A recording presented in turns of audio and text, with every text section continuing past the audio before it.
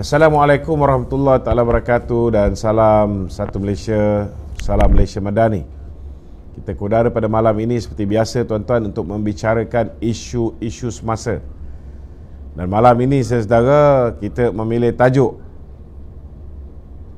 Tajuk kita ialah tentang usaha yang dilakukan oleh Perikatan Nasional untuk memecah belahkan Barisan Nasional dan juga Pakatan Harapan. Namun hari ini nampak gayanya yang mula bergolak, yang mula berpecah ialah di kalangan mereka, iaitu di kalangan Perikatan Nasional. Hari ini tuan-tuan sudah ada kabar angin yang bertiup kencang. Dulu masih ada gangguan Masih ada kabar angin yang bertiup kencang. Dulu kita tahu bahawa Hamzah Zainuddin ni mau dibuang sebagai Setiausaha Agung Bersatu, bukan sekali, dua kali cubaan Tan Sri Muhyiddin Yassin untuk membuang Hamzah Zainuddin sebagai Setiausaha Agung Bersatu. Namun hari ini saudara, kabar-kabar angin yang kita terima hari ini ialah tentang usaha gabungan antara Tan Sri Muhyiddin Yassin dengan PAS untuk menggantikan Hamzah Zainuddin sebagai Ketua Pembangkang. Ini tuan-tuan akan menambahkan lagi kekeruhan di kalangan pemimpin-pemimpin Perikatan Nasional. Dan lebih mengecewakan, Hamzah, nama yang bakal menggantikan beliau adalah antara nama yang disebut saudara ialah Syahidan Kasim, Governor Negeri Perlis yang bakal bertanding di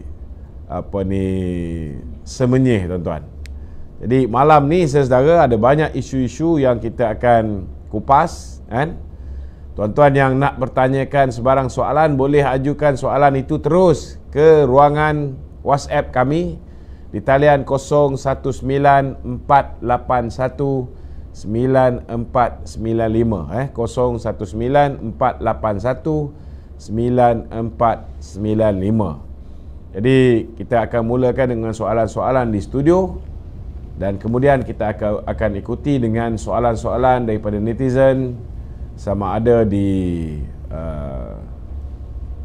TT kita ataupun di ruangan komen Facebook kita. Silakan. Okey, baik Tok. Berkenaan dengan tajuk kita malam ni Ya. So, bila kita melihat keadaan semasa Hamzah dan Midin ni, adakah kebarangkalian ia disebabkan oleh Midin merisik KJ menyertai PN dan Hamzah tidak bersetuju? So, boleh ulang sikit Tok? Saya rasa tidak ada kaitan dengan KJ pun. Ini lebih kepada siapakah yang bakal menggantikan. Ada pelbagai ura-ura tentang kemungkinan besar Muhyiddin nak melepaskan tanggungjawab dia sebagai Presiden Bersatu. Ada setengah daripada kumpulan yang pro Muhyiddin mahukan Azmin Ali menggantikan beliau. Ada setengah yang mahukan Hamzah menggantikan beliau. Jadi ini lebih kepada perebutan kuasa dan benda ni bukan baru. Datuk Seri Ismail Sabri dulu pernah cuba untuk meletakkan seorang timbalan Perdana Menteri. Dan beliau cuba nak mengangkat Hamzah Zainuddin menjadi timbalan Perdana Menteri. Saingan beliau ketika itu ialah Azmin Ali yang mendapat restu daripada Muhyiddin untuk diangkat menjadi timbalan Perdana Menteri. Namun sampai kesudah tuan-tuan, hasrat kedua-dua pihak ini untuk diangkat menjadi timbalan Perdana Menteri tidak kesampaian. Akhirnya saudara, mereka hilang kuasa dan hilang peluang untuk menjadi kerajaan. Kita harap kehilangan ini buat selama-lamanya insya-Allah. Ya. Okey, Tok, soalan susulan juga Ya.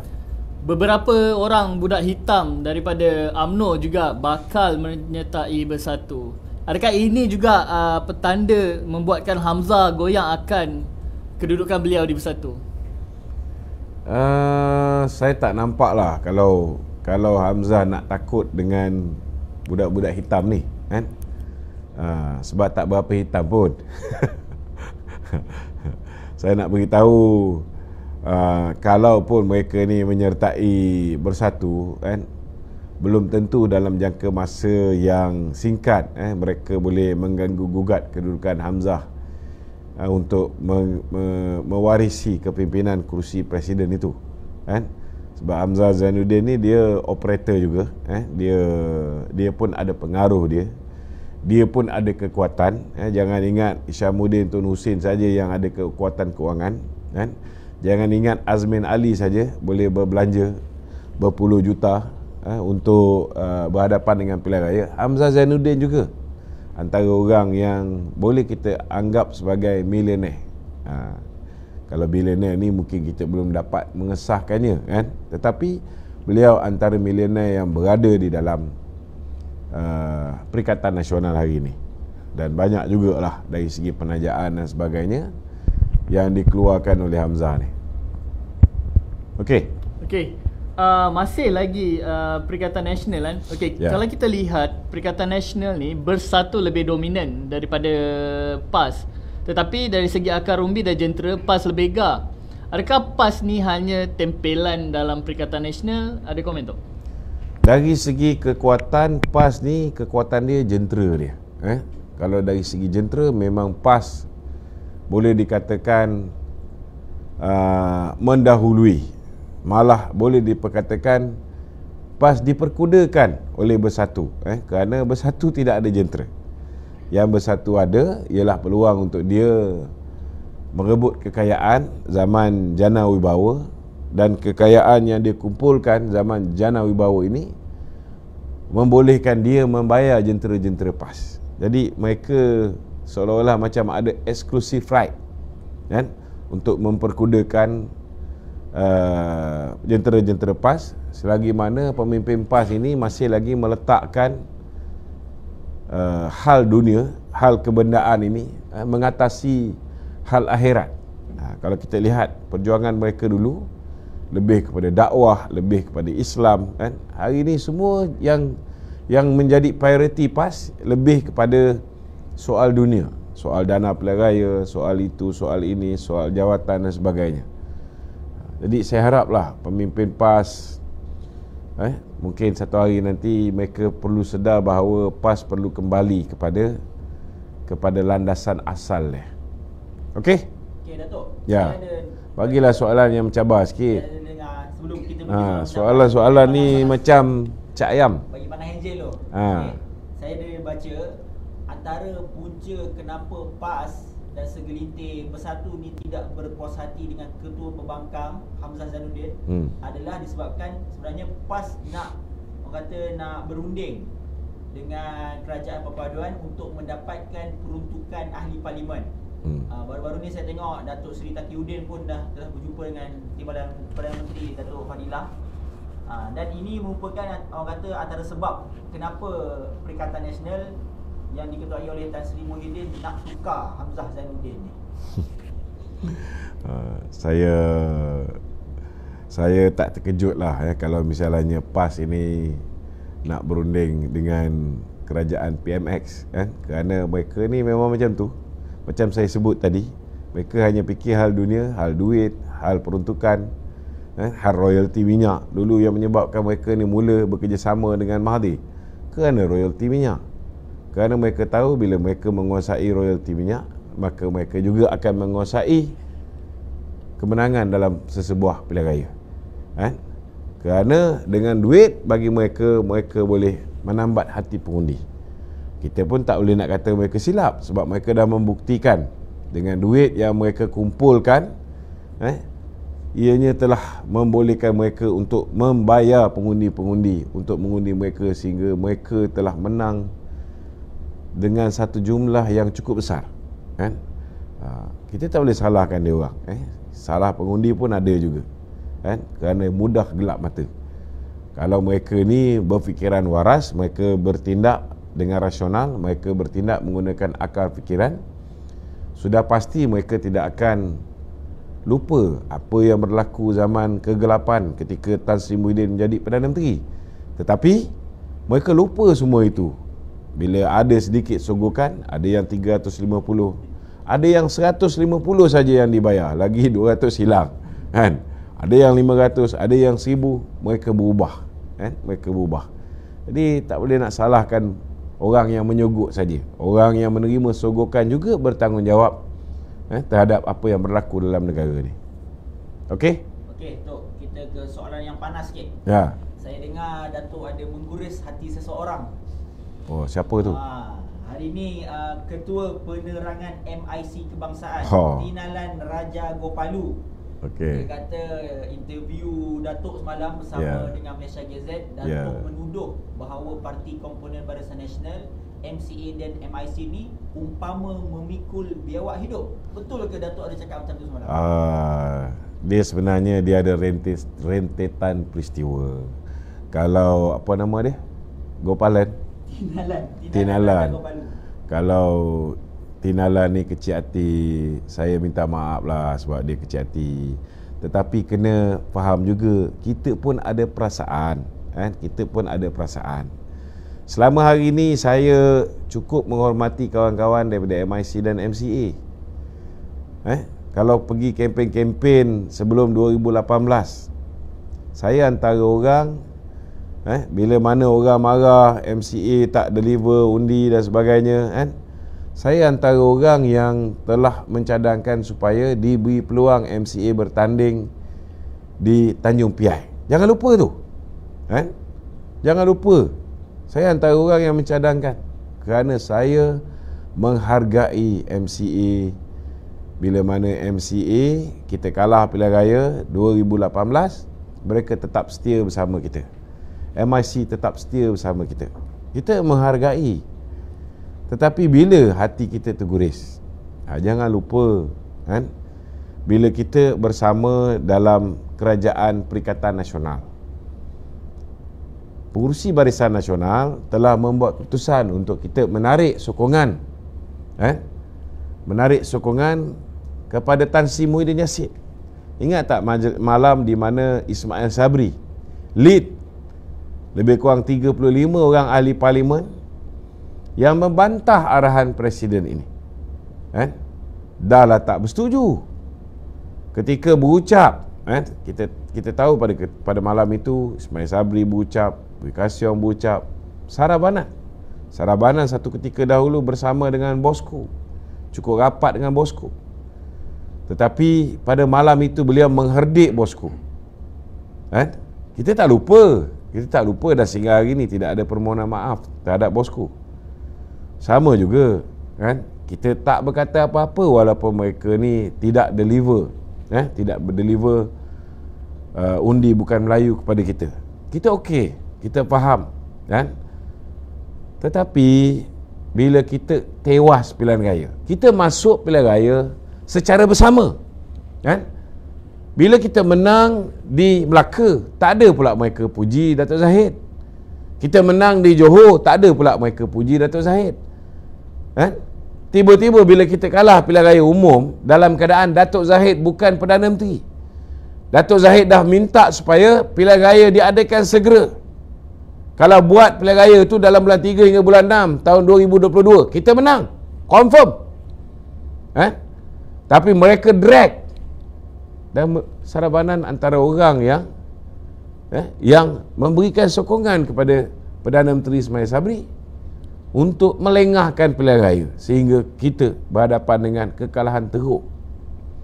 Tapi dah kalah teruk pun, kenapa tiba-tiba orang yang bukan poster boy, orang yang bukan ketua kerajaan, bukan Perdana Menteri, dipersalahkan dan mereka menuntut? Kita lihat kenyataan yang dikeluarkan oleh MCA, kenyataan yang dikeluarkan oleh MIC, menuntut supaya pengurusi ataupun presiden kita meletakkan jawatan sebagai pengurusi Barisan Nasional.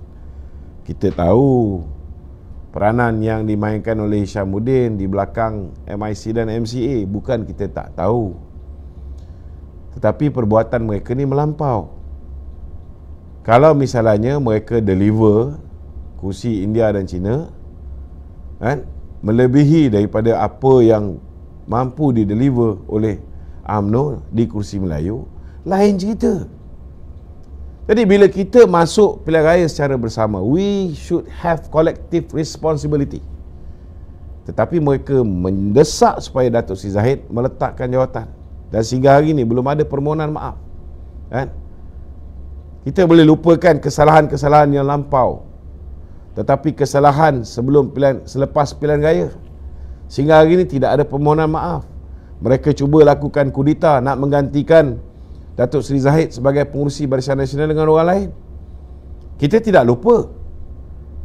Tidak cukup dengan itu, mereka memberikan SD kepada Tan Sri Muhyiddin Yassin dalam keadaan mereka sudah tanda tangan aku janji. Mereka sudah tanda tangan aku janji untuk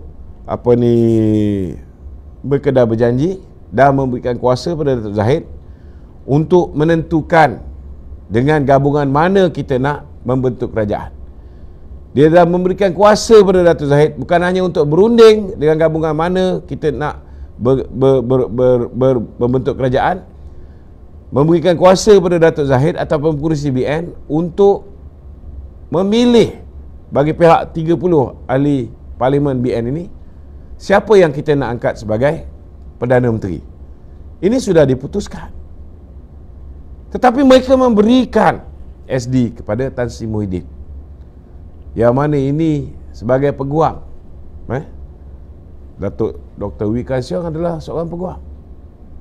Dia tahu bahawa apa yang dia buat itu salah. Itu sebabnya dia, Saravanan, Hishamuddin, Hasni Muhammad dan lain-lain menarik balik sokongan terhadap Tan Sri Muhyiddin Yassin. Tahu pun takut, takut hilang kursi parlimen mereka. Tapi tak cukup dengan itu, kita lihat bila mana Chong Sin Hun, Datuk Zahid menyeru ahli UMNO untuk membantu dan menyokong calon-calon kerajaan perpaduan. Salah ke Presiden UMNO menyeru supaya ahli UMNO menyokong calon kerajaan perpaduan? Kita dah bentuk kerajaan. Wee Ka Siong dah tanda tangan bersetuju untuk bersama dengan kerajaan perpaduan. Kenyataan dia dalam Dewan Merdeka ketika convention, dia kata dia sokong kerajaan perpaduan. Walaupun kita tahu dia tak pernah berhenti daripada mengecam kerajaan perpaduan, khususnya Kementerian pengangkutan yang diterajui oleh pemimpin daripada DAP YB Anthony Loke. Kenapa begitu? Bukankah kita sudah bersama? Sama juga, saya nak beritahu, sudahlah tidak ada permohonan maaf di atas apa yang mereka lakukan. Bila Chong Sin Hun mengherdik Presiden kita tak dengar sebarang kenyataan yang dikeluarkan oleh Dr. Wee Ka Siong, seolah-olah dia bersetuju dengan apa yang disampaikan oleh Chong Sin Hun. Dan saya ni, Chong Sin Hun ni sahabat saya juga, sama-sama panel pemikir Jabatan Haiwan Khas dulu, Jasa kan. Bila kita tengok yang keluarkan statement membantah saudara Sivaraj, antara yang meminta supaya Datuk Zahid meletakkan jawatan, pun sama juga sahabat saya panel pemikir Jabatan Haiwan Khas dulu kan. Kita faham dia orang ni kalau tidak kerana bos mereka arahkan, mereka tidak akan berani keluar kenyataan yang sebegitu berani kan. Sama juga hari ini kita lihat Ketua Penerangan kita diserang oleh Auta Singh yang merupakan Ketua Penerangan MIC Selangor. Ada kita dengar tadi siapa nama Ketua Penerangan MIC Pusat ni, Tanah Lagan, apa dia? Talagan, Tina Len. Ada kita dengar Ketua Penerangan MIC menegur Ketua Penerangan MIC Selangor. Tidak ada. Hari-hari dia mengherdik Datuk Zahid. Hari-hari dia mengecam UMNO, dia mengatakan UMNO macam-macam. Malah Datuk Seri Azalina dibantai oleh Auta Singh. Jadi takkan kita nak membiarkan pemimpin kita terus menerus dibuli, diherdik oleh mereka. Kita pun ada perasaan juga. Betul tak? Tetapi yang saya rasa seolah-olah macam mereka ni menganjing kita. Minta maaf lah ya, saya nak beritahu, saya kecil hati. Dalam keadaan Hamzah Zainuddin mengatakan ada 10 panglima, tak kira lah panglima hitam ke panglima putih ke, BN akan menyertai Perikatan Nasional. Bila Hishamuddin Tun Hussein memberikan gambaran seorang demi seorang siapa 10 budak hitam itu. Mula-mula dia keluarkan gambar dia dengan Khairi Jamaluddin. Kemudian majlis dia bersama dengan Noh Omar. Kemudian dia tunjukkan gambar dia Khairi Jamaluddin, dia dengan Hasni Muhammad. Kemudian dah tahu ni orang sedang mencerita tentang 10 budak hitam. Takkanlah Wee Ka Siong selaku Presiden MCA tidak boleh membaca what are the implication bila dia hadir untuk menjayakan sesi rakaman yang dibuat oleh Hishamuddin Tun Hussein. Takkanlah orang macam Saravanan, menteri juga sama macam Wee Ka Siong dulu, tak boleh faham kehadiran dia untuk makan tengah hari bersama dengan Ismail Sabri yang kita tahu hari ini mengherdik kepimpinan kita setiap hari, mengherdik kerajaan setiap hari. Takkanlah dia tak boleh faham bahawa bila mereka cuba nak menunjukkan mereka ini sebahagian daripada kumpulan tu, takkanlah kita tak merasa seolah-olah macam mereka menganjing kita. Setiap perbuatan kita tu akan ada implikasi. Jadi kalau tak nak tabuan tu menyengat, janganlah jolok sarang tabuan. Itu je, kan? Jadi nasihat saya lah kepada pemimpin-pemimpin MCA, pemimpin-pemimpin MIC, kan? Sensitif sikit lah bab ni, kan? Kalau tak nak tengok saya bersuara, kan? Saya jarang nak menyerang sesama sendiri ni, jarang. Kecuali kalau saya rasa dah melampau, kan? Kalau saya rasa melampau, memang saya akan jawab, kan? Tak ada apa kita nak takut pun, betul tak? Tetapi kalau dia lepas ini dia boleh kontrol mulut Auta Singh, dia boleh kontrol mulut Chong Sing Woon, kan? Mereka boleh elak daripada menganjing-anjingkan pemimpin kita, kan? Dia boleh berbaik. Datuk Seri Zahid ini walaupun dah dikhianati oleh 10 orang ni, dia boleh ampunkan 10 orang ni, kan? Dia dah keluarkan kenyataan, saya dah maafkan. Betapa pemaafnya Presiden kita, kan? Jadi janganlah provoke lebih-lebih. Sebab bila kita menjawab, kan, sikit ada luka lah, kan? Lagipun kita dah nak pilihan raya ni, berhentilah daripada mengeluarkan kenyataan setiap hari mengherdik pemimpin kita. Sebab kalau kita jawab, memang sama-sama akan luka. Macam saya, I got nothing to lose. Kita punya badan ni memang dah banyak luka. Panglima perang, kerja dia berperang, betul tak? Tak adalah kata kita kebal, tetapi, kan, kalau bos kita kena, takkan kita tak pertahankan.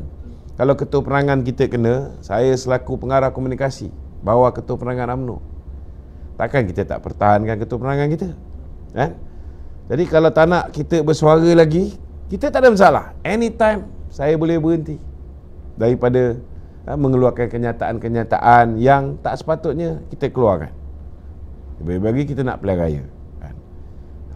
Tapi lepas ni, tolonglah pastikan jangan juga membiarkan pemimpin-pemimpin MIC dan MCA mengherdik pemimpin-pemimpin kita. Kena fair and square lah. Takkan dia je sedap balon kita tak boleh balon dia balik. Betul tak? Okey, soalan lain. Okey, Datuk. Provokasi serangan secara terbuka daripada MCA dan MIC. Tak apalah, kita Dialog. kita selesaikan ni. Okay. Kita berbaik-baik. Jangan lagi kita cerita. Saya rasa saya dah make things clear, kan?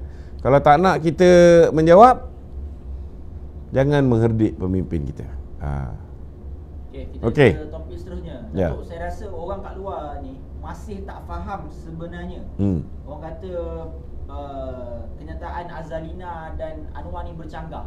Orang kat luar ni masih tak faham tentang status Hakim Nazlan. Azalina kata bersalah, Anwar kata tak bersalah. Okey. Orang masih tak faham. Cuba Tok jelaskan. Cuba baca balik apa yang Datuk Seri Azalina cakap, kan? Bila Datuk Seri Azalina ditanya tentang kedudukan Hakim Nazlan, jawapan Datuk Seri Azalina ialah mengikut SPRM, Hakim Nazlan telah melanggar Kod Tata Etika Hakim 2009 Seksyen Perkara 8 dalam kurungan 1A. Ini kenyataan Datuk Seri Azalina. Ada tak Datuk Seri Azalina sebut bahawa Hakim Nazlan telah melanggar tata cara jenayah ataupun melanggar penal code ataupun melakukan kesalahan jenayah? Tak ada. Kerana Datuk Seri Azalina merujuk kepada kenyataan SPRM berhubung penglibatan Nazlan dalam kes SRC International dalam keadaan dia mempunyai konflik kepentingan. So, Datuk Seri Azalina merujuk kepada kes konflik kepentingan. Dia merupakan Head of Corporate and Legal Affairs Maybank. Dia merupakan General Counsel Maybank. Dia merupakan Company Secretary Maybank. Dia hadir dalam mesyuarat-mesyuarat dalam usaha menubuhkan SRC International itu sendiri. Tetapi bila dia menjatuhkan hukuman, kan, dia menyebut bahawa Datuk Seri Najib bersalah. Niat Datuk Seri Najib menubuhkan SRC International itu sendiri pun sudah salah. Itu ada dalam judgement Nazlan. Jadi Datuk Seri Azalina merujuk kepada kes Nazlan gagal untuk mengisytiharkan konflik kepentingan dia. Tetapi bila PMX ditanya soalan di dalam Dewan Negara, dia menjawab dua soalan. Satu soalan berhubung dengan kes 1 juta ringgit lebih masuk ke dalam akaun Maybank Hakim Nazlan melalui 11 transaksi. Yang dedahkan ni pun geng Perikatan Nasional Raja Petra. Mungkin dengan sengaja suruh kita masukkan benda ni dengan maklumat palsu, kan? Supaya nanti ianya akan jadi loopholes bagi membolehkan Hakim Nazlan itu terbebas, dan akhirnya yang menanggung kesusahan ialah Datuk Seri Najib. Tetapi bila disiasat oleh pihak SPRM, bila ditanya oleh pihak SPRM, dari mana datang duit 1 juta lebih melalui 11 transaksi yang masuk ke dalam akaun Hakim Nazlan, kemungkinan besar Hakim Nazlan telah memberikan jawapan yang munasabah, sehingga kan SPRM berpendapat bahawa Hakim Nazlan tidak ada melakukan sebarang kesalahan jenayah berhubung duit 1 juta ringgit. Maknanya duit ini bukan daripada duit yang diceritakan oleh Raja Petra, datangnya daripada Jolo. Bayaran tu datang daripada Jolo. Itu sebabnya Peguam Datuk Seri Najib sendiri telah menarik balik. Dia ada mengemukakan beberapa bukti baru, tetapi maklumat tentang Hakim Nazlan menerima duit lebih 1 juta ringgit ke dalam akaun dia melalui 11 transaksi ini telah ditarik balik oleh Peguam Datuk Seri Najib. Jadi kenyataan PM ke-10 Datuk Seri Anwar Ibrahim berhubung dengan perkara ini, Hakim Nazlan tidak melakukan kesalahan jenayah ialah merujuk kepada kes duit 1 juta masuk ke dalam akaun dia. Disiasat oleh SPRM, tak ada kesalahan jenayah. Kalau SPRM mendapati duit ini betul daripada Jolo, memang kenalah Hakim Nazlan. Memang kenalah Hakim Nazlan. Okey? Ini pertama. Itu belum lagi kita jawab yang lain. Apa pula cerita dengan duit yang masuk dalam akaun suami Zeti dan anak dia? 715 juta. Apa pula jadi dengan kes yang masuk duit 85 juta ke dalam akaun Nur Muhammad Yaakob, orang yang telah menyediakan cabinet paper. Menyediakan cabinet paper untuk kerajaan mempertimbangkan duit KOP dipinjamkan kepada SRC International. Ini belum kita cerita. Kita letak tepi dulu. Okey. Kemudian PM lepas dia cakap pasal SPRM punya kenyataan untuk jawab isu duit 1 juta. Ini kita kena faham. Isu kedua, isu yang jawapan pihak SPRM yang dibaca oleh Datuk Seri Azalina di Parlimen, yang mengatakan bahawa Hakim Nazlan ada salah laku melanggar tata etika hakim 2009. Okey. Ini jawapan yang Datuk Seri Azalina bagi. Kenyataan tu dibuat oleh SPRM. Okey. Datuk Seri Azalina baca saja.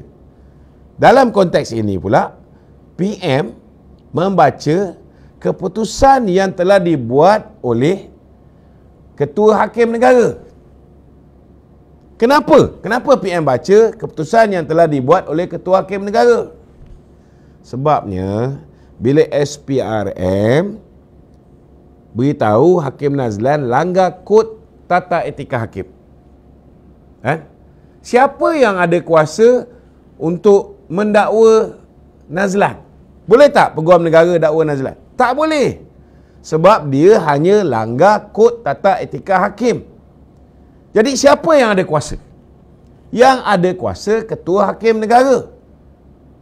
Kerana lembaga disiplin hakim, ataupun boleh kita panggil sebagai Tribunal Kehakiman, hanya Tribunal Kehakiman yang boleh memanggil hakim, membicarakan hakim itu di atas kesalahan tata tertib, pelanggaran etika.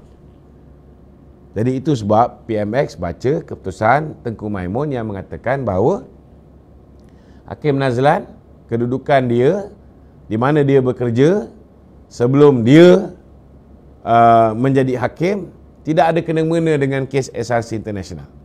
Itu keputusan hakim yang menjadi Ketua Hakim Negara.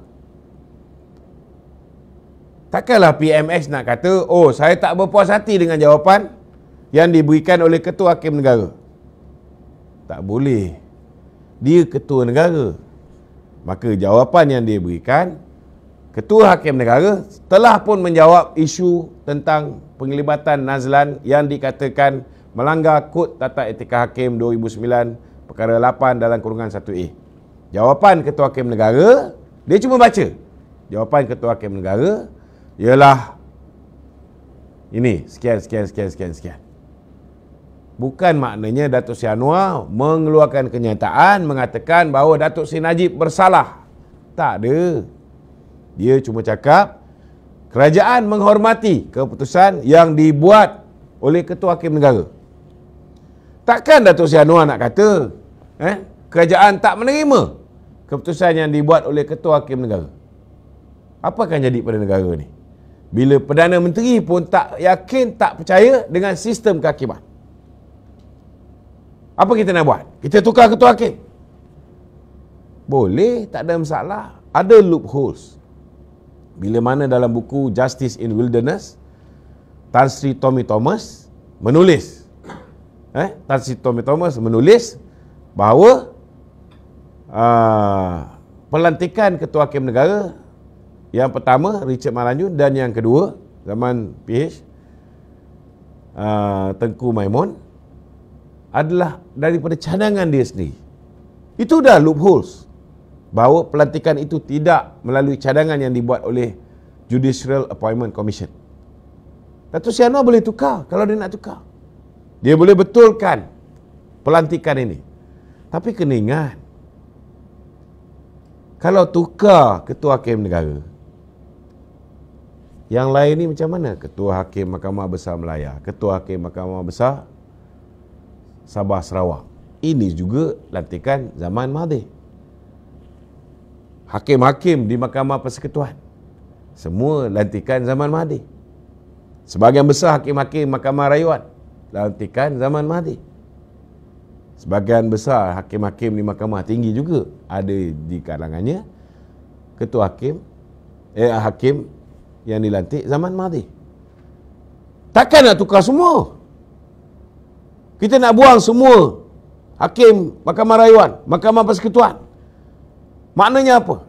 Kita memberi gambaran bahawa kerajaan hari ini berperang dengan institusi kehakiman keseluruhannya. Kan? Apa akan jadi? Apa akan jadi pada negara? Huru-hara. Ini kita kena faham. Jadi, saya nak beritahulah, kan? Kita semua kasih dengan Datuk Seri Najib. Kan? Percayalah, kan? Saya juga yakin bahawa akhirnya insya-Allah, kan? Sebelum Kebawah Tuanku ni berundur kembali ke Istana Pahang, saya yakin beliau akan mempertimbangkan untuk Datuk Seri Najib diberikan pengampunan. Kita nak berperang dengan institusi kehakiman, last kali negara akan musnah. Terus terang saya cakap, last kali negara akan musnah. Kita pun pegang awal ingat, apalah susah sangat, tukar je ketua hakim negara. Tetapi kita tak sedar, kita tak sedar bahawa bila kita tengok satu persatu hakim-hakim yang dilantik di Mahkamah Persekutuan, Mahkamah Rayuan, hampir semua zaman Mahathir. Dan daripada risikan yang kita buat, semua bersama dengan Tengku Maimun. So apa pilihan yang PMX ada? It's not easy tau, bukan senang. Kita boleh cakap macam-macam, tetapi orang yang berada di atas itu, dengan maklumat yang dia ada, dia lebih tahu macam mana cara nak handle the situation. Jadi kita minta kawan-kawan kita bersabar seketika, kerana nak bebaskan Datuk Najib ni bukan kuasa Perdana Menteri. Ketua Hakim Negara ada kuasa, tetapi benda tu dah berlalu.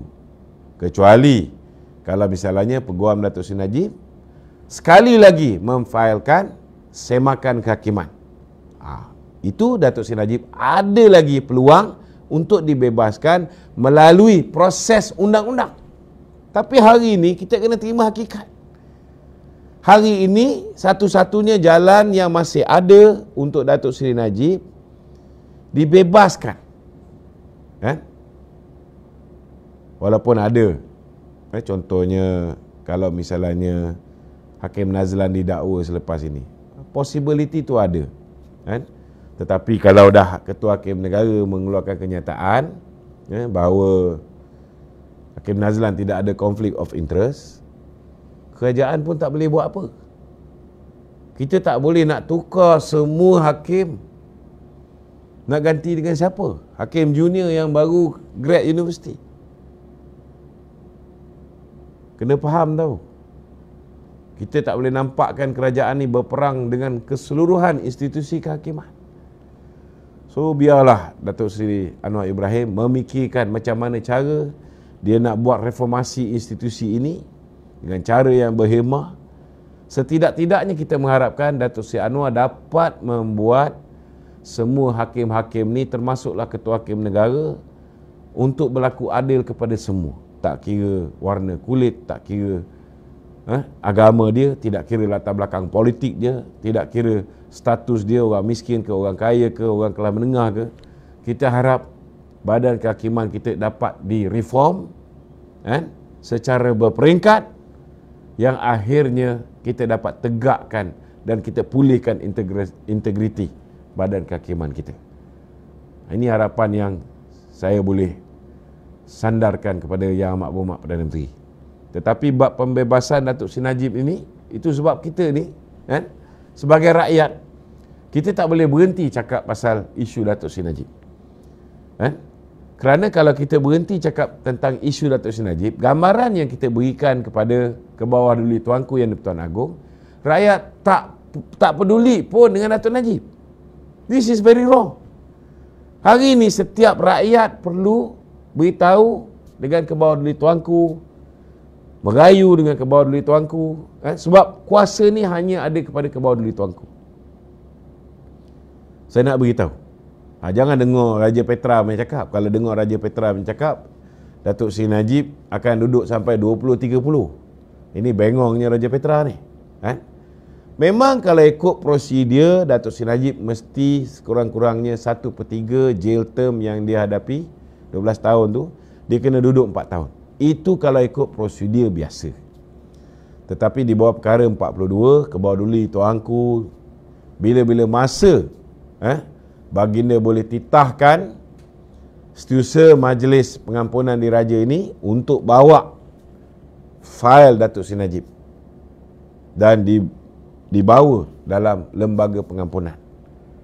Dan saya yakin Datuk Seri Anwar Ibrahim sebagai salah seorang daripada ahli lembaga pengampunan, sudah pastilah beliau juga akan menyokong, seperti mana Datuk Seri Najib menyokong kerajaan dia hari ini, seperti mana Datuk Seri Najib membantu beliau untuk menarik kawan-kawan di Sarawak untuk bersama menyokong kepimpinan Datuk Seri Anwar sebagai Perdana Menteri.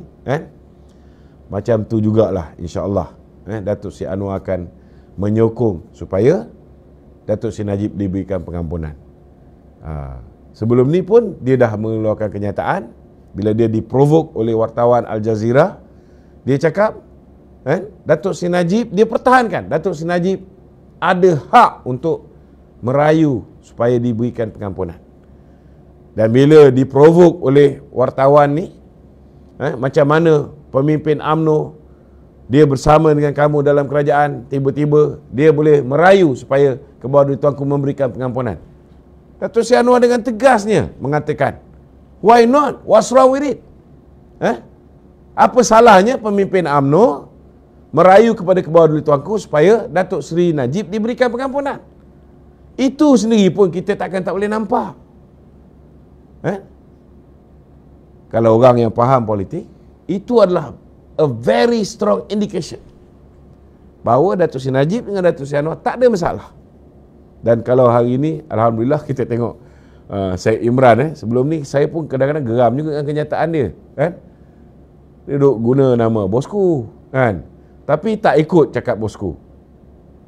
Tapi alhamdulillah hari ini mungkin dia ada kat mahkamah, dia dah dengar sendiri daripada mulut bosku, dan dia dah dengar bosku minta supaya kita pertahankan kerajaan perpaduan ini dan berikan sokongan kepada kerajaan ini selesai, dan jaga hubungan kita, pastikan jangan berpecah dengan Datuk Zahid. Jadi saya haraplah kawan-kawan yang mengaku diri mereka ni bersama dengan Datuk Seri Najib, dengarlah nasihat Datuk Seri Najib ni. Okey? Ya. Hari ni Ya. Datuk Zahid Ibrahim pun dia membalas balik serangan yang Datuk pernah buat baru-baru ni. Ya. Cuma beliau bertanya, Datuk Zahid tanya, apa sebenarnya yang UMNO buat dalam usaha untuk membebaskan bosku ni? Maksud dia kata dia dalam Dewan Merdeka itu duduk laung bebas bosku, tapi selepas PAU ni apa usaha? Tak nampak. Macam seorang dua saja yang bercakap tentang bosku. Cuba kita tanya balik dengan Datuk Zahid. Kita tahulah beliau kecewa, beliau kalah dalam pemilihan UMNO. Orang lain dapat lantikan, beliau tak dapat lantikan, kan? Ada juga 2-3 orang kawan kita yang kecewa, kan? Tak dapat lantikan, ada yang kecewa tak dapat jadi pengurusi biru, ada yang kecewa tak dapat JLC. Saya beritahulah, kalau nak kecewa ni kita pun kecewa. Betul tak? Kalau nak kecewa ni kita pun boleh kecewa. Tetapi ni parti kita. Kalau semua orang ambil pendekatan, tak dihargai sikit, kecewa, apa jadi dengan parti kita? Saya nak beritahu, sebagai seorang peguam, dia tentu tahu bahawa kita ni ada undang-undang. Kan? Takkanlah tak boleh fikir kau ni bekas menteri. Kan? Kau bekas menteri tau. Adakah semua benda yang berlaku dalam mesyuarat kabinet tu boleh dicerita di luar? Adakah semua usaha yang kita lakukan boleh kita cerita kepada umum? Kena ingat, menteri-menteri kita ni terikat dengan akta rahsia rasmi. Menteri-menteri kita ni semua angkat sumpah menjaga kerahsiaan apa yang diperkatakan dalam mesyuarat kabinet. Apa yang mereka perkatakan kepada Kebawah Tuanku yang di-Pertuan Agong. Takkan semua benda kita nak cerita kat luar. Tambahan pula tentang pengampunan diraja. Cuba Zaid Ibrahim sebagai seorang intelektual, sebagai pakar undang-undang, cuba dia boleh ajar kita ni, kalau dia rasa dia pandai sangat, dia ajarlah kita orang UMNO ni, selain daripada merayu kepada Kebawah Tuanku, supaya Tuanku mempertimbangkan supaya Datuk Seri Najib diberikan pengampunan. Cuba beritahu kita apa lagi cara mengikut lunas undang-undang yang kita boleh campur tangan dalam usaha untuk mendapatkan pengampunan bagi Datuk Seri Najib. Beritahulah. Jangan hanya komplain tapi tidak membantu kita dengan memberikan solusi. Datuk Seri Zahid, Datuk Seri Azalina hari-hari berhempas pulas dalam usaha untuk membantu Datuk Seri Najib. Datuk Seri Zahid pun ada 47 kes belum selesai tau. Kalau misalnya pembelaan tidak dilakukan terhadap Datuk Seri Najib, dengan nasib Datuk Seri Zahid pun silap-silap ke dalam juga tau. Dan dengan pengalaman Datuk Seri Anwar dianiaya oleh Tun Dr. Mahathir, adakah kita tak fikir bahawa Datuk Seri Anwar juga merasa macam mana perasaan Datin Seri Rosmah, macam mana perasaan Yana Najib, Nizar Najib, Nazif Najib, Ashman Najib? Sudah pasti Datuk Seri Anwar pun tahu macam mana rasa ahli keluarga mereka. Masa Datuk Seri Anwar dalam penjara, Datuk Seri Anwar pun tahu dia juga diberi peluang berjumpa dengan keluarga kerap. Siapa yang bagi kelulusan? Datuk Najib juga dengan bantuan Datuk Zahid. Dia berpeluang untuk berjumpa dengan rakan-rakan dia. Siapa bagi kelulusan? Atas restu Datuk Najib juga dengan bantuan Datuk Zahid. Betul tak? Jangan lupa Datin Seri Wan Azizah pun pernah juga berjumpa dengan Datin Seri Rosmah ketika Datuk Seri Anwar berada dalam penjara. Datuk Najib banyak membantu. Itu pun sudah pasti akan Datuk Seri Anwar ambil sebagai pertimbangan dalam usaha membantu Datuk Seri Najib. Tapi dia tak bolehlah nyatakan terang-terang, saya tak bersetuju dengan kenyataan yang dikeluarkan oleh Ketua Hakim Negara. Cuba bayangkan kalau Ketua Negara berlawan dengan keseluruhan Badan Kehakiman. Apa jadi? Yang untung siapa? Mahathir. Jangan lupa Mahathir juga ada saman Datuk Seri Anwar Ibrahim ni. Jangan lupa tu. Jadi banyak benda kita nak cakap tapi kita tak boleh cakap sebenarnya. Cuma saya harap kawan-kawan ni bersabarlah. Bersabarlah sikit. Kita tak tahu apa orang kat atas ni. Maklumat yang dia orang ada first hand information. Maklumat yang dia orang ada cukup terperinci. Maklumat yang kita ada mungkin setengah masa. Bila pemimpin nak buat keputusan, dia akan pastikan dia ada maklumat yang paling tepat. Kalau dia membuat keputusan dengan maklumat setengah masa, lingkup negara. Itu je. Okey? Okey tak? Ya.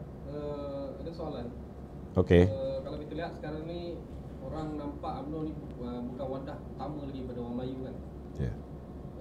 Kenapa kita masih lagi Kenapa UMNO bukan lagi wadah utama untuk orang Melayu? apa yang berlaku dalam pilihan raya yang lepas, kan? Bukan kerana UMNO ni dah tak kuat. Tidak. UMNO masih lagi hari ini merupakan wadah utama orang Melayu. Cuma kita kalah dalam pilihan raya kerana sabotaj dalaman. Kerana fitnah yang dilemparkan ke atas pemimpin kita. Kerana politik wang yang diamalkan oleh Perikatan Nasional. Kan? Siapa tak gelap mata bila dijolok dengan RM350, dengan RM200, RM150, RM500 sampai ke RM1,000. Ada yang dijolok secara terang-terangan di pejabat daerah di Terengganu. Di surau-surau dengan majlis angkat sumpah dan sebagainya. Wallahi saya undi PAS. Kan? Jangan sekali-sekali kita menafsirkan jumlah kursi yang Perikatan Nasional ada hari ini sebagai kekuatan mereka. Saya tak nafikan mungkin sokongan UMNO di kalangan orang Melayu sedikit merosot. Saya tak nafikan. Sebab kita dah berperang dengan DAP, kita dah gambarkan DAP ni seolah-olah macam mana yang Mahathir cakap, anti-Islam, anti-Melayu. Berkurun lamanya. Kita nak bersihkan otak orang-orang Melayu ni, nak sucikan DAP. Sekelip mata boleh? Tak boleh. Kan? Orang Melayu masih takut dengan DAP yang mereka pernah kenal. Bukan DAP sekarang. Saya tak bimbang orang Melayu takut dengan DAP sekarang. Saya bimbang orang Melayu masih lagi ingat apa yang DAP buat ketika dia bersama dengan Mahathir dalam kerajaan. Yang ini yang menyukarkan kita. Mungkin untuk 6 buah negeri punya PRN, kita akan berhadapan dengan sedikit kerumitan untuk meyakinkan orang-orang Melayu. Tetapi percayalah, sikap tolak ansur kepimpinan DAP hari ini, kan? Dan pengalaman yang mereka ada, berada dalam kerajaan 22 bulan, bila tersilap mengeluarkan kenyataan yang mengguris hati orang Melayu, yang mengguris perasaan umat Islam, kan? Yang menyebabkan seolah-olah macam tidak mengumpama bahasa Melayu. Ada juga gurisan yang menyebabkan ke bawah duli tuanku yang di-Pertuan Agong sendiri pun letak jawatan segera. Mereka juga belajar melalui pengalaman. Dan pengalaman ini mengajar mereka supaya lebih menghormati apa yang sudah pun terkandung di dalam Perlembagaan Persekutuan. Saya yakin menjelang pilihan raya umum 2016 kita akan menyediakan pilihan raya umum yang ke-16, kita akan menyediakan minda orang Melayu untuk menerima hakikat bahawa DAP juga boleh berubah.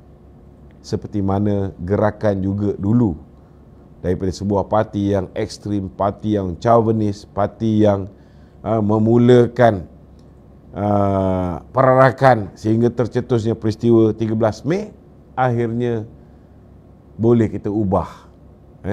Boleh kita ubah ketika dia berada dalam Barisan Nasional. Saya yakin benda ni boleh jadi realiti. Orang boleh terima DAP. Okey? Okey tak? Sama Ya. dengan soalan tadi tu, dalam keadaan yang UMNO lemah ni, Ya. kita masih lagi berperang dengan orang-orang yang digantung, yang dipecat, yang dibuang daripada UMNO ni. Okey. Kita tak menyatu padukan mereka balik. Itu soalan daripada warga netizen tu. Kita tak ada masalah kalau kita nak menyatu balik. Tetapi dengan orang yang macam mana? Kalau orang yang setiap hari mengeluarkan kenyataan-kenyataan untuk menghancurkan parti kita. Orang yang setiap hari mengerdik kepimpinan parti kita. Orang yang setiap hari memberikan gambaran yang buruk terhadap parti kita. Takkan orang macam ni kita nak ampunkan dengan cepat dan tarik balik mereka bersama kita. Tetapi jika ada di kalangan mereka ini, seperti mana yang diungkapkan dalam ucapan penggulungan Datuk Seri Zahid Hamidi, kan?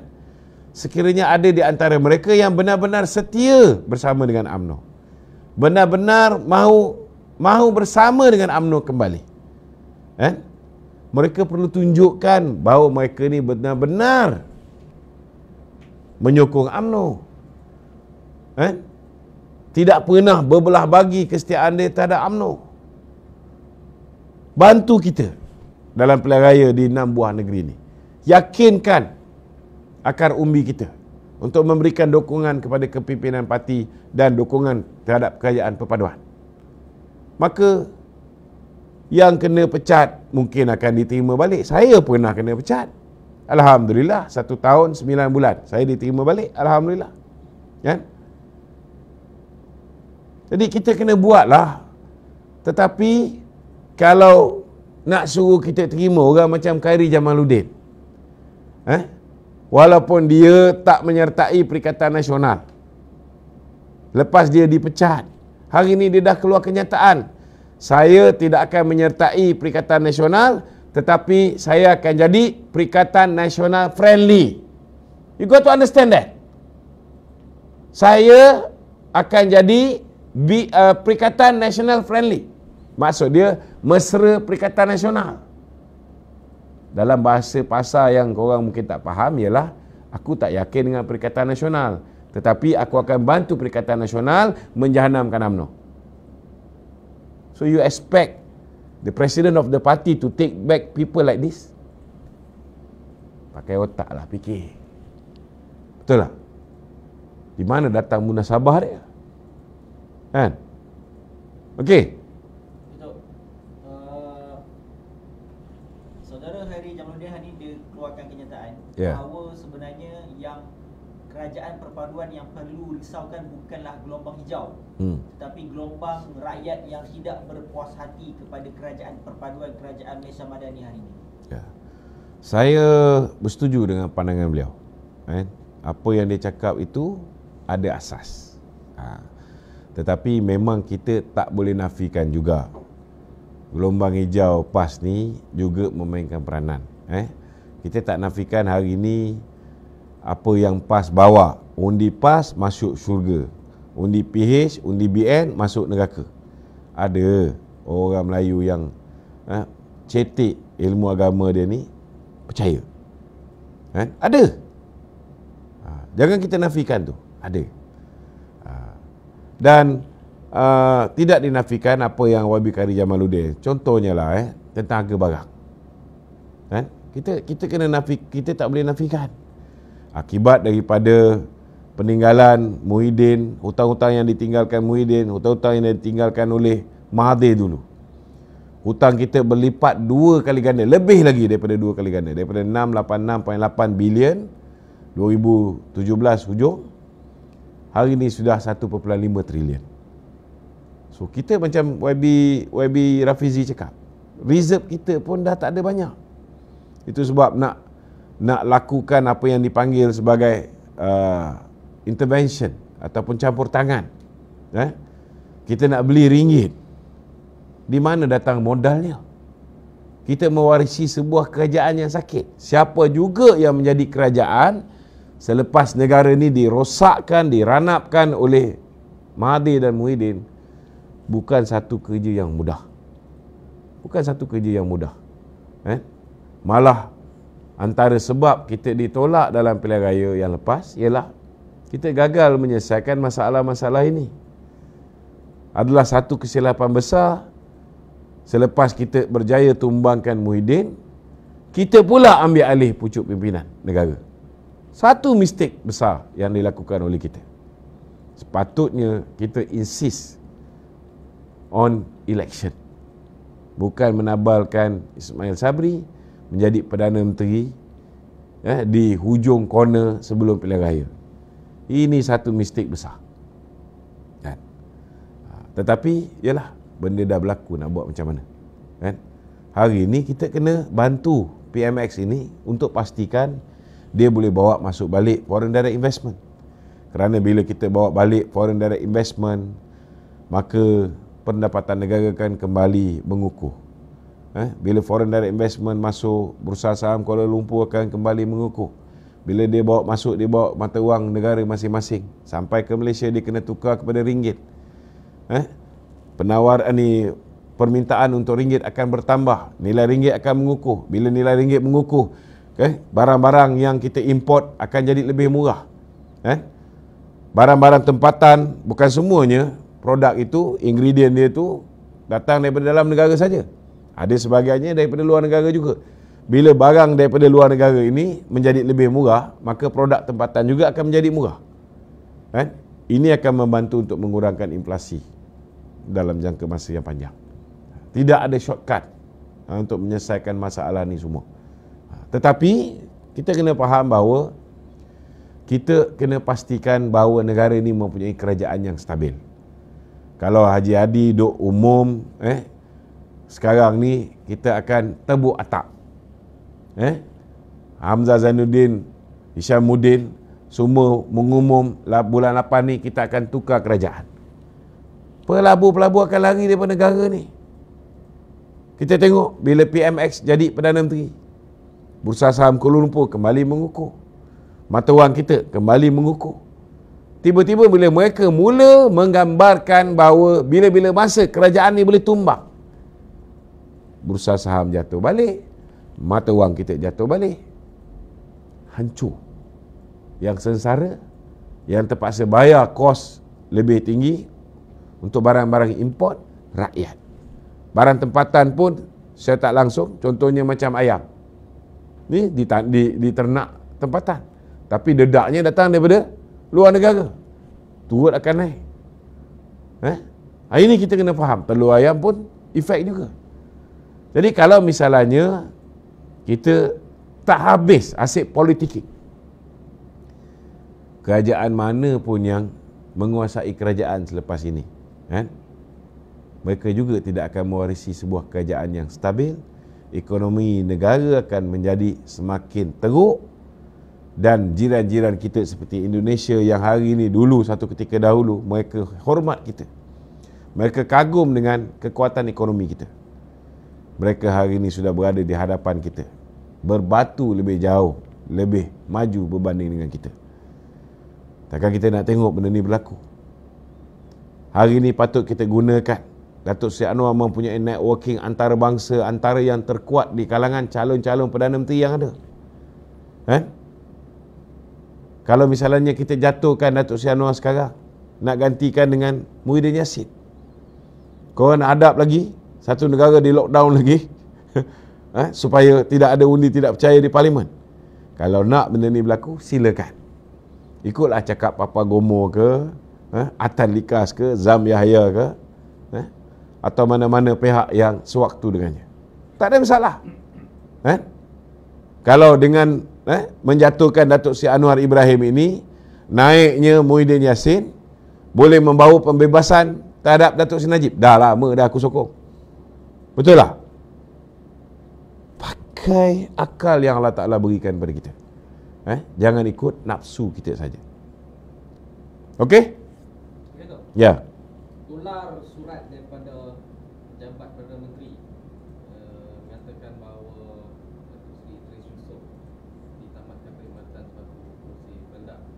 Ada yang mengatakan bahawa UMNO boleh dianaktirikan jika Idris Yusof ditamatkan perkhidmatan awal. Macam-macam lah ada orang ni, kena faham arahan suruh letak jawatan lantikan politik tu dah lama dah. Tapi banyak-banyak kawan kita seko ni tak nak letak jawatan. Minta maaf cakap lah, bukan bersama dengan kita pun, dia dengan Ismail Sabri. Jadi kalau bersama dengan Ismail Sabri, kita pun tahulah di mana political inclination Idris Yusof ni, Tapi tunggulah, sabarlah, tengoklah dulu adakah benar UMNO dianaktirikan. Kalau selepas ini orang UMNO juga yang dipilih sebagai pengurusi Felda, macam mana?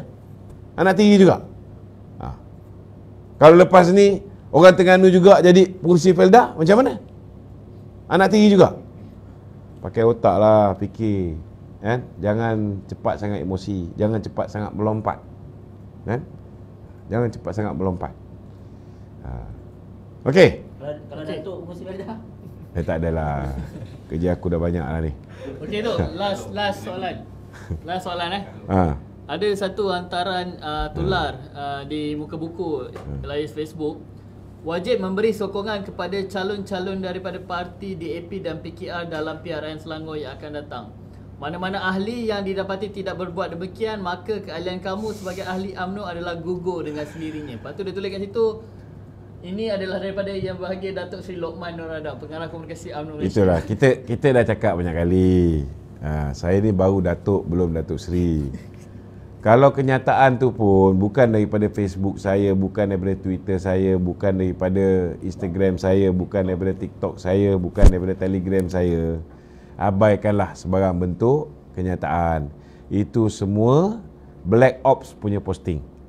Takkanlah bodoh sangat saya nak keluar kenyataan begitu rupa, kan?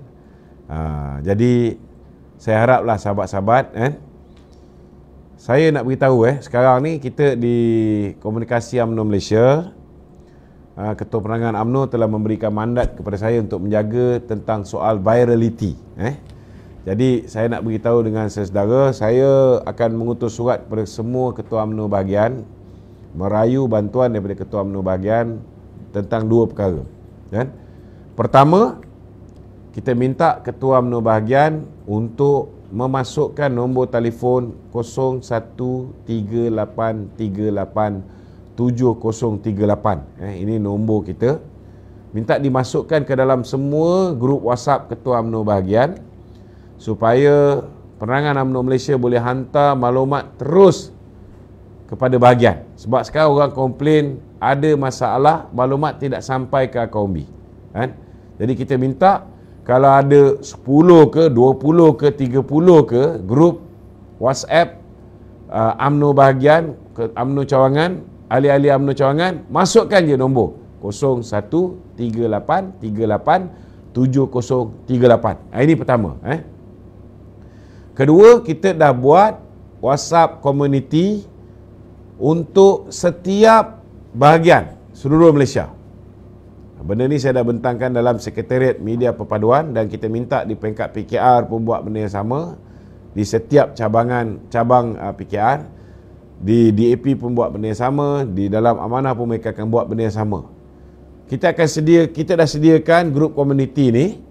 Jadi setiap UMNO bahagian akan ada satu komuniti. Contohnya macam P001 Padang Besar. Kita akan ada grup P001 Padang Besar. Grup komuniti ni dia akan ada QR code dan kita boleh invite ahli jawatan kawasan UMNO bahagian, wanita bahagian, pemuda bahagian, puteri bahagian masuk dalam grup komuniti ni. Jadi kita akan bagi barcode tu setiap kali program-program di peringkat bahagian, scan barcode tu. Scan barcode tu, jadi mereka automatik akan menjadi grup komuniti, contohnya Padang Besar. Kemudian setiap kali kita buat program, kita letak je, tampal je barcode tu di pintu masuk program kita. Jadi kita akan collect data mereka ni. Cukup 2,000 orang, kan? Kita akan buat grup komuniti Padang Besar 2. Lepas cukup 4,000 orang, dia akan tambah lagi. Dia satu grup komuniti ni dulu 5,000 orang, sekarang dah boleh muat hanya 2,000 orang. Menjelang pilihan raya di Perhimpunan Agung UMNO tahun depan, UMNO bahagian yang mempunyai keahlian paling ramai, yang kita kira berdasarkan jumlah pengundi di sesebuah kawasan parlimen dengan jumlah orang yang menyertai komuniti itu berapa persen.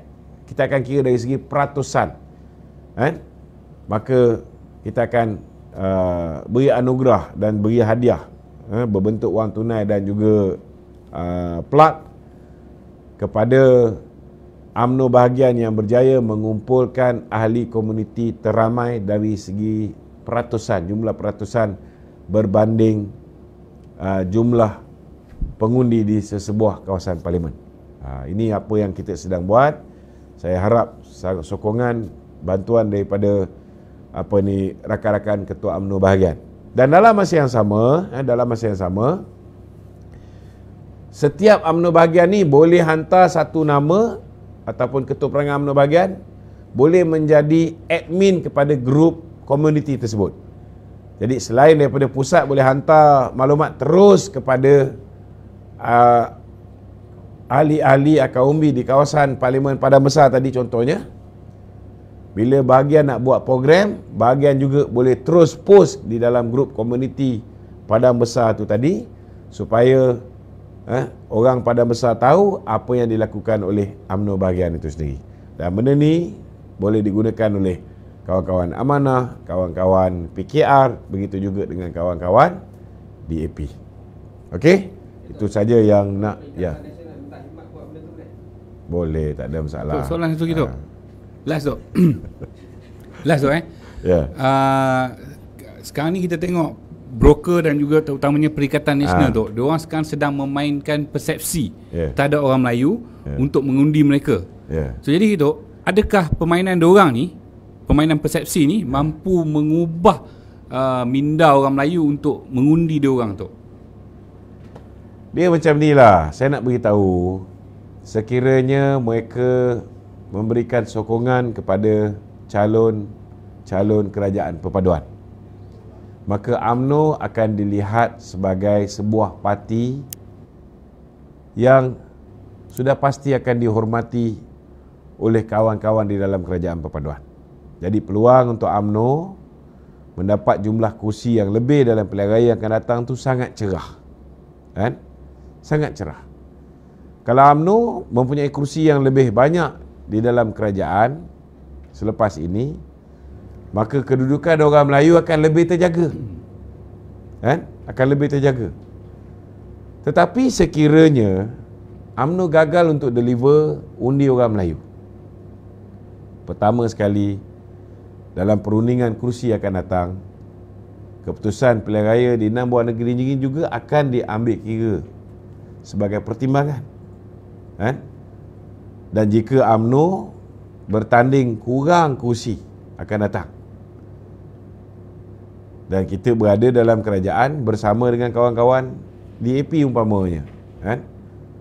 Sudah pastilah suara kita tu lebih lemah dan kita tidak boleh menegur kawan-kawan kita sesuka hati kerana kita gagal untuk deliver undi orang Melayu yang sepatutnya kita sumbangkan kepada kerajaan perpaduan ini untuk membantu calon-calon kerajaan perpaduan. Jadi fikirkan masak-masak sebelum kita membuat kesilapan sekali lagi. Kalau berikan undi kepada Perikatan Nasional, Datuk Seri Anwar tetap menjadi Perdana Menteri. Tidak ada perubahan akan berlaku di peringkat pusat. Nak jatuhkan Datuk Seri Najib seperti mana yang diidam-idamkan oleh KJ, seperti nak jatuhkan Datuk Seri Zahid seperti mana yang diidam-idamkan oleh KJ, Isyamuddin Tun Hussein, Hasni Muhammad, Ismail Bera, kan? Saya nak beritahulah, jangan mimpi di siang hari. Kalau 6 buah negeri ni pun Datuk Zahid tetap Presiden UMNO, Datuk Zahid tetap akan menjadi timbalan Perdana Menteri. Tetapi yang akan rugi parti kita UMNO. Jadi fikir masak-masak. Kalau misalnya kita gagal untuk deliver ni, kesianlah.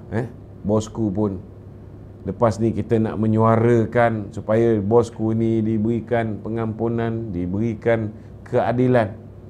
Orang dah tak pandang dah kita. Sebab kita akan dilihat sebagai sebuah parti yang sudah tidak lagi mendapat sokongan orang Melayu. Apa nak jadikan kita pada ketika itu? Jadi fikirkan, menggunakan otak yang di kepala kita, bukan di lutut kita. Itu saja yang nak saya sampaikan pada malam ni. Saya ucap jutaan terima kasih. Minta tolong sahabat-sahabat share live kita pada malam ni, kan? Kerana kalau kita tak mampu untuk menjadi garam yang memasinkan ikan, kan? Setidak-tidaknya janganlah kita menjadi langau yang membusukkan ikan. Pesanan itu saya tunjukkan khas kepada Papa Gomo dan rakan-rakan yang sewaktu dengannya. Assalamualaikum warahmatullahi wabarakatuh.